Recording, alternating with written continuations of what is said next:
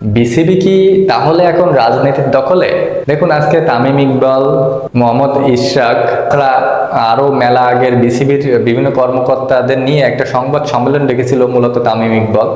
তো তামিম ইকবাল এবং ইশরাক মূলত কথাবার্তা বলেছেন, এবং তাদের কথাবার্তার ধরন বা কথাবার্তার স্টাইল দেখে যেটা মনে হয়েছে যে বিসিবিতে এখন পুরোদমে রাজনীতি চলে। তো রাজনীতিটা আসলে কে করতেছে, কে আসলে রাজনীতিটা কে করবে, কে? তো আসুন এই বিষয়ে একটু বিস্তারিত জানার চেষ্টা করি। দেখুন, আপনারা জানেন যে সামনে বিসিবি নির্বাচন, এবং তামিম ইকবাল তিনি বিসিবির নির্বাচন করবেন। এখন কোন প্যানেল থেকে করবেন সেটা আসলে এখনো নিশ্চিত না।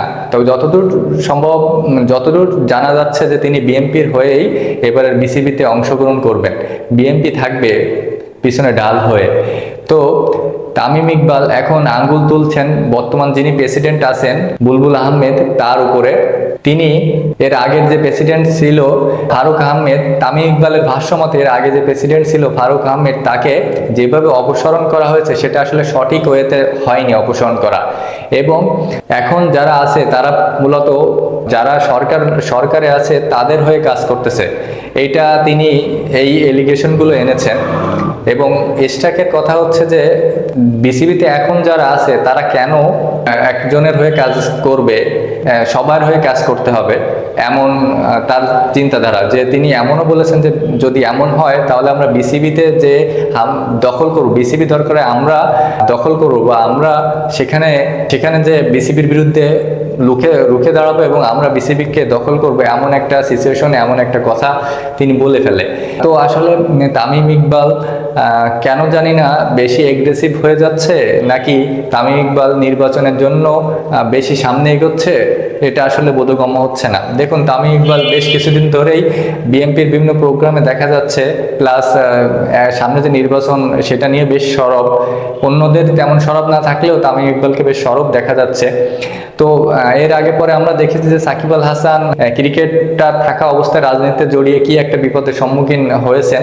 তামিম ইকবালও কোন পথে যাচ্ছে সেটা ভবিষ্যতে বলে দিবে।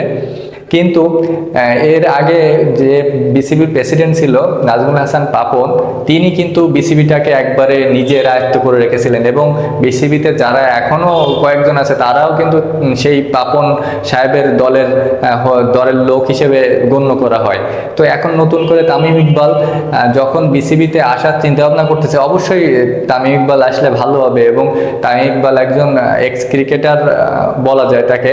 তো তামিম ইকবাল যখন আসবে তখন ক্রিকেটের জন্যই ভালো। কিন্তু এখন যিনি আছে বুলবুল আহমেদ, তিনি যে খারাপ সেটা কিন্তু না, তিনি কিন্তু যেটা ক্রিকেটের জন্য করতেছে, আমি যতটুকু মানে আমাদের চোখে যতটুকু আসতেছে যে খুবই ভালো করতেছে এবং প্রশংসা কুড়াচ্ছে অনেক।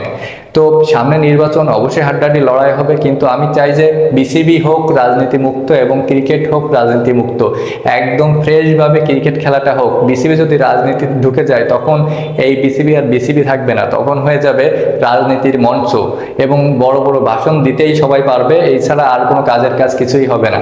তো বিসিবি হোক রাজনীতি মুক্ত, এটাই কাম্য। আপনি কি মনে করেন অবশ্যই জানাবেন, ভালো লাগলে পাশে থাকবেন। ধন্যবাদ।